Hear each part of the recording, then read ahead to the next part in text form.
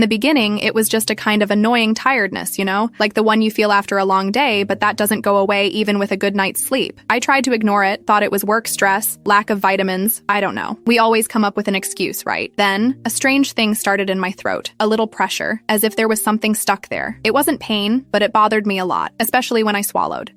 It must be an allergy, I thought. I took an antihistamine and carried on with life, but the allergy didn't go away. On the contrary, it felt like there was a little ball growing there, right at the base of my neck. I started feeling more irritated, crying for no reason. My hair was falling out more than usual. I kept blaming all of this on stress and the daily rush, but the truth is, deep down, I already knew something was wrong. Our body always warns us, right? But we prefer not to listen. The turning point was one night, looking at myself in the mirror when I noticed a visible lump on my neck. There, at that moment, it hit me. It was time to stop ignoring it and see a doctor. Hi folks, my name is Victoria. I'm 40 years old now, but this story started when I was 39. I had a normal life, I worked, went out with friends, had my hobbies, nothing extraordinary, until suddenly everything changed. An unexpected twist that took me by surprise and forced me to slow down, to rethink everything. And that's why I'm here today, sharing this experience with you. It's not easy, I confess, but I feel like I need to do this. I need to warn other people, especially women, about the importance of listening to their own bodies. We live so on autopilot, worried about so many things, that we end up neglecting the signs it gives us. And sometimes these signs can be the difference between life and a much harder journey. I myself made this mistake. I took too long to seek help. I ignored the symptoms, thought it was all in my head, stress, nonsense. If I had acted sooner, maybe things would have been different, but you can't change the past. What I can do now is use my experience to help other people not make the same mistake. This is my intention, to turn this painful experience into something positive, into an awareness and prevention tool. If my story can alert at least one person, it will have been worth it. Because in the end, our health is our most precious asset, and we need to take care of it with care and attention. At first, as I said, it was just a persistent fatigue, but it wasn't that nice fatigue after a workout, It was a fatigue that consumed me, that left me without energy to do the things I enjoyed. Oh, it's just the routine, I thought. Working too much, sleeping too little, not eating properly. It'll pass at some point, and I kept going, drowning in coffee to try to stay awake and productive. Then came the allergy in my throat, a strange sensation, as if something was stuck there. I started coughing more often, especially at night. And of course, the first thing I did was self-medicate. I went to the pharmacy, bought any generic anti-allergic, and started taking it. It must be dust, something in the air, I told myself. The anti-allergic did relieve the cough a bit, but the pressure in my throat persisted, strong and steady. Next, there were mood swings. I started getting annoyed by anything, crying for no apparent reason. I felt overwhelmed, anxious, impatient for everything. PMS, I thought. Work stress, worries, it's normal, and I kept stuffing myself with chocolate to try to ease the bad vibe. But of course, the chocolate only gave me momentary relief, and then the irritation came back in full force. And the hair? Oh, the hair. It started falling out in clumps, filled the bathroom drain, got stuck on the brush, scattered throughout the whole house. Oh, it must be a lack of vitamins, I thought. I need to take a supplement. I bought a vitamin complex at the pharmacy and started taking it every day, but the hair loss didn't decrease. On the contrary, it seemed to be getting worse. The problem is that I was so focused on solving each symptom individually that I didn't realize they were all interconnected. I was so busy with work, with the house, with social life, that I had no time to take care of myself. I prioritized everything and everyone except my own health. And in the end, this neglect cost me dearly, because while I tried to mask the symptoms with medicine and excuses, cancer was silently growing inside me. And the longer I delayed seeking help, the harder the situation became. The truth is, I was afraid of what the doctor might say, afraid of facing a serious illness, afraid of having to change my life. But fear didn't protect me. On the contrary, it paralyzed me and prevented me from taking care of myself. And that was the biggest lesson I learned on this journey. The escalation of symptoms was slow, gradual, but relentless. It started with the fatigue, which I mentioned before, and it drained my energy for everything. At work, I began to have concentration difficulties, to feel exhausted even after a full night's sleep. Meetings became a torment, tasks piled up, and my productivity plummeted. I had to make much more effort to deliver the same result, which only increased my stress and left me even more tired. At home, the situation was not much better. I no longer had the energy to cook, to tidy up the house, to do the things I enjoyed. I spent most of my time lying on the couch, watching TV, or just sleeping. My friends and family began to notice my change in behavior, but I always made up some excuse to justify my lack of energy and irritability. Over time, the pains intensified, the pressure in my throat became constant, and I started having difficulty swallowing. I felt a lump in my throat all the time, as if I were suffocating. Furthermore, I started having frequent headaches, which made me dizzy and nauseous. And to top it off, My joints started aching, especially my knees and ankles. The physical limitations I began to face were slowly consuming me. I had trouble walking, climbing stairs, or bending down. Simple tasks, like taking a shower or getting dressed, became a challenge. I began to have insomnia, spending sleepless nights tossing and turning in bed, feeling pain all over my body. The moments of frustration and despair were constant. I felt like my body was failing me, betraying me. I felt powerless, unable to control the situation. I cried a lot, felt alone and scared of the future. My self-esteem plummeted, and I started to feel ugly, old, and useless. I tried to hide the situation from the people around me as much as I could. I was afraid of worrying them, being judged, seen as weak and incapable. I made excuses to not leave the house, to not see friends, to not attend social events. I said I was busy with work, that I was tired, that I wasn't feeling well. But deep down, I knew I couldn't hide the truth forever. The impact on my daily life was huge. My work, my relationships, my leisure activities, everything was affected. I became a shadow of who I was, a sad, bitter, and isolated person. And all because of fear, pride, neglect that almost cost me my life. It was on one of those sleepless nights, staring at myself in the mirror, that it finally hit me. The lump on my neck could no longer be hidden. It was big, visible, pulsating. It was the embodiment of all my fears, all my neglect. There, in that moment, I knew I could no longer postpone, that I needed to seek a doctor, face the truth, no matter how scary it was. The initial consultation was a mix of relief and dread. Relief for finally seeking help, dread for not knowing what awaited me. The doctor was attentive, asked many questions, examined me carefully, ordered a battery of tests, blood tests, ultrasound, biopsy. The wait for the results was agonizing. Each day seemed like an eternity. I tried to keep busy, but the anguish consumed me inside. I couldn't sleep, couldn't eat, couldn't think about anything else. Finally, the day of the consultation with the results arrived. I sat in the waiting room, hands trembling and heart racing. When the doctor called me, I felt my legs go weak. He got straight to the point: thyroid cancer. Those two words echoed in my mind like thunder. Cancer. Me? It couldn't be. I was young. I had a whole life ahead of me. How could it be cancer? The shock was so great that I could hardly hear the rest of what the doctor said. I vaguely remember him explaining about the types of thyroid cancer,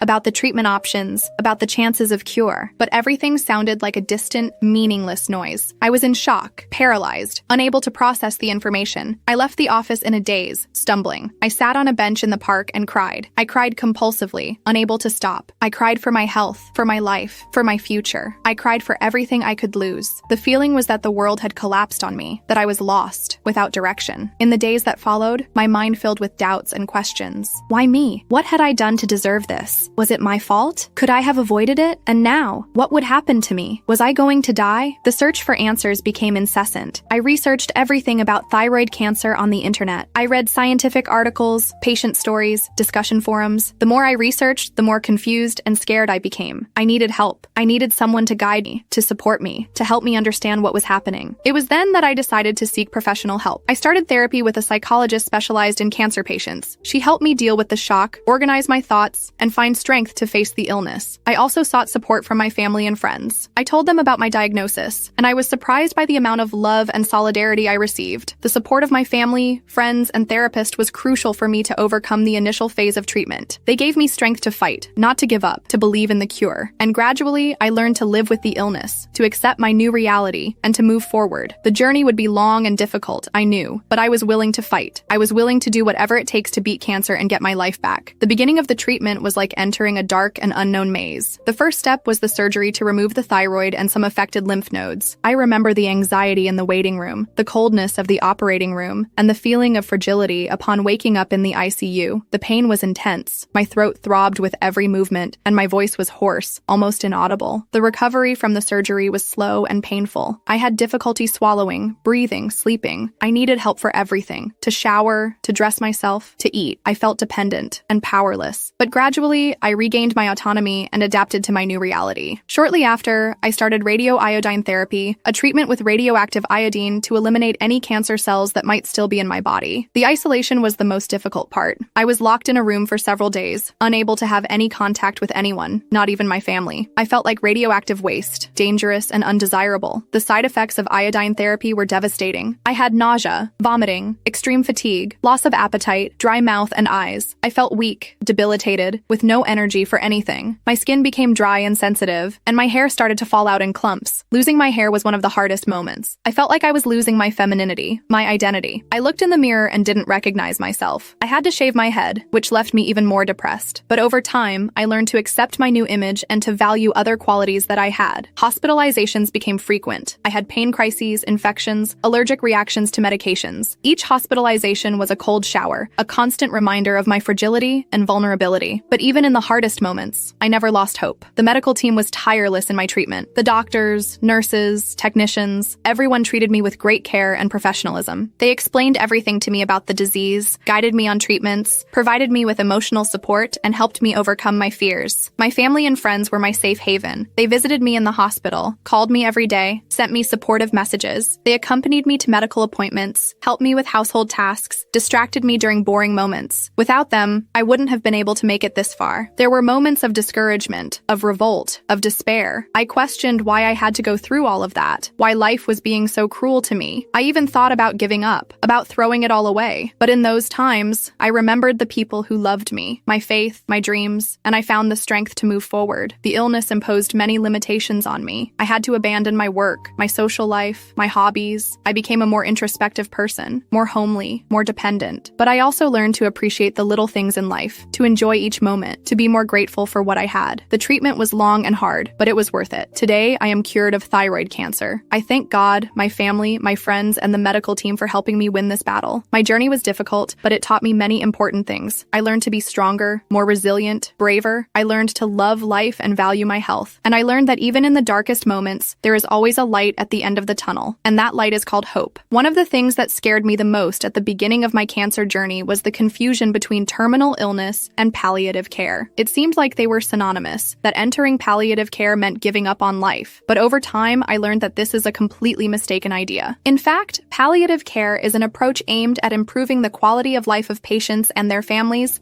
facing problems associated with life-threatening illnesses. It's not about giving up, but rather focusing on what really matters, living in the best possible way, even in the face of illness. Being in palliative care doesn't mean that the person is dying immediately. It means that the medical team is focusing their efforts on relieving suffering, controlling symptoms, and providing physical and emotional comfort. This may include pain management, treating other symptoms like nausea, shortness of breath, and fatigue, as well as psychological and spiritual support for the patient and their family. The goal is to allow the person to live with dignity and make the most of the time they have. Palliative care is not exclusive to patients with advanced cancer. It can be offered at any stage of the disease, from diagnosis, in conjunction with other treatments such as chemotherapy, radiotherapy, or surgery. The key is for the medical team to be attentive to the patient's needs and provide appropriate support to alleviate suffering and improve quality of life. In my case, palliative care was crucial in helping me cope with the side effects of treatment and emotional stress. For example, radioiodine therapy left me very debilitated, with constant nausea and extreme fatigue. The palliative care team provided me with medications to manage the nausea and taught me relaxation techniques to cope with the fatigue. Additionally, the psychologist helped me process my emotions and find ways to deal with fear and anxiety. In addition to conventional medical care, I also explored some alternative therapies that greatly helped me manage symptoms and stress. Meditation, for instance, helped calm my mind, reduce anxiety, and connect with my inner self. I practiced meditation every day, even when feeling very unwell. Yoga also helped me relax my body and relieve joint pains. Gentle postures and breathing exercises provided immediate relief and made me feel stronger and more flexible. Acupuncture, in turn, helped me control nausea and alleviate headaches. The fine needles applied to specific points in the body stimulated the release of endorphins, natural painkillers that provided lasting relief. These alternative therapies did not replace conventional medical treatments, but were an important complement in helping me cope with symptoms and stress. They gave me a sense of control over my own body and helped me feel stronger and more resilient. My experience with cancer showed me that it is possible to live well, even in the face of illness. Palliative care and alternative therapies helped alleviate suffering, control symptoms, and improve my quality of life. I learned to cherish each moment, connect with my inner self, and find joy in little things. And I discovered that, even in the toughest times, there is always hope. The feeling of relief and victory I felt after the cure was short-lived. A year later, during a routine checkup, came the news I had feared. The disease had returned. It was as if the ground had opened up beneath me, swallowing me back into that whirlwind of fear and uncertainty. Everything was starting over. The battle, the treatments, the pain. The frustration was immense. I had dedicated so much, suffered so much, only to see the disease resurface. This time, the symptoms were different. A persistent pain in my back, radiating down to my legs,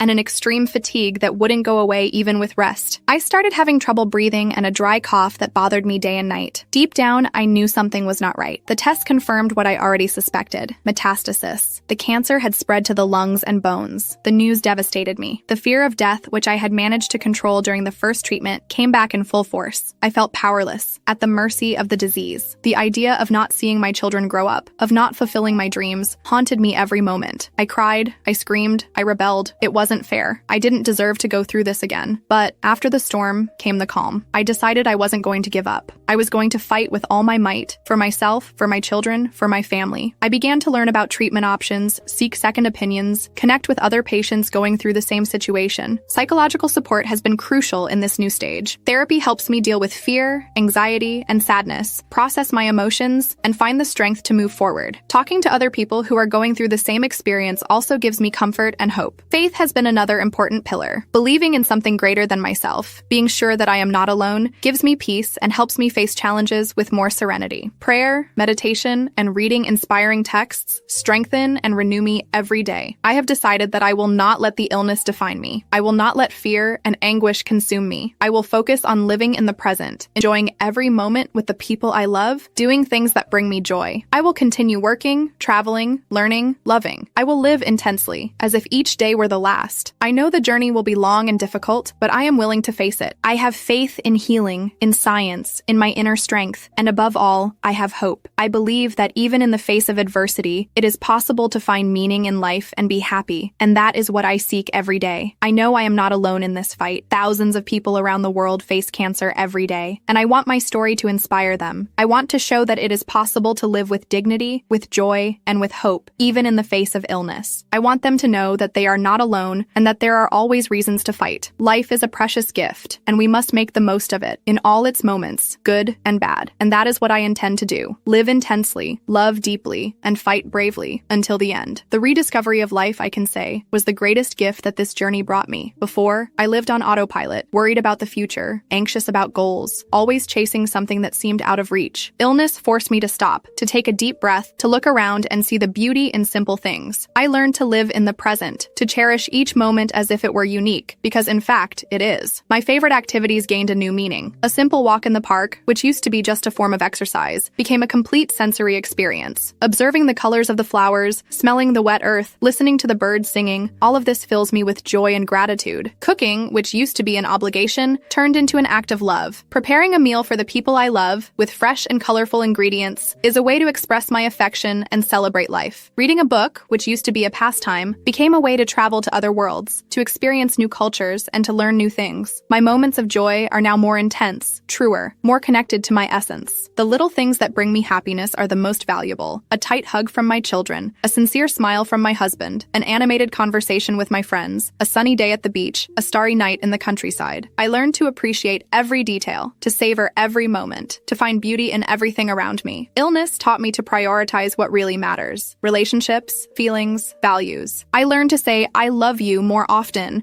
to express my gratitude, to forgive offenses, to demonstrate my affection. I learned to be more present, more attentive, more available to the people who are part of my life. I discovered that love is the greatest treasure we can have, and that it is able to heal all wounds. I let go of unnecessary worries, excessive demands, unrealistic expectations. I learned to be lighter, more flexible, more tolerant of myself. I stopped caring about what others think, about beauty standards, about professional success. I started to focus on what really matters: my health, my well-being, my happiness. I discovered that life is too short to be wasted on things that do not bring us well-being. Illness has also taught me to be grateful for life, even in the most difficult moments. I am grateful for each day, for each opportunity, for each person who crosses my path. I am thankful for the lessons learned, for the challenges overcome, for the achievements reached. I am grateful for my family, for my friends, for my health. I am grateful for the beauty of nature, for the magic of art, for the strength of faith. I am thankful for all that I have and for all that I am. Today, I feel stronger, more confident, more complete than ever. Illness has transformed me, shaped me, made me see life with different eyes. I am grateful for each scar, for each tear, for each lesson. I am thankful to be alive, to have the opportunity to love, to dream, to achieve. I am grateful for life in all its fullness, and I want to share this gratitude with all of you. My perspective on life and death changed drastically after the diagnosis. Before, death was something distant, abstract that happened to other people. I lived as if I had all the time in the world, postponing dreams and neglecting my health. Illness confronted me with my finitude, showed me that life is fleeting, that it can end at any moment. This awareness made me rethink my priorities and the way I was living. Death is no longer a taboo, a paralyzing fear. I began to see it as a natural part of life, a gateway to the unknown. I no longer view it as an end, but as a transformation, a passage to another dimension. I believe that the soul is eternal and continues to exist even after the death of the physical body. This belief comforts me and helps me deal with the uncertainty of the future. The experience of illness has profoundly transformed me. I have become stronger, more resilient, more compassionate. I have learned to value my qualities, to overcome my limits, to face challenges with courage and determination. I have discovered an inner strength that I never imagined existed. Illness has also made me more sensitive to the suffering of others. I started putting myself in other people's shoes, understanding their pains, offering my support. I became more empathetic, more supportive, more willing to help those in need. I discovered that love is the greatest force in the universe and that it can transform lives. The legacy I want to leave is that of someone who loved intensely, lived fully, and fought bravely against illness. I want to be remembered as someone who inspired others to take care of their health,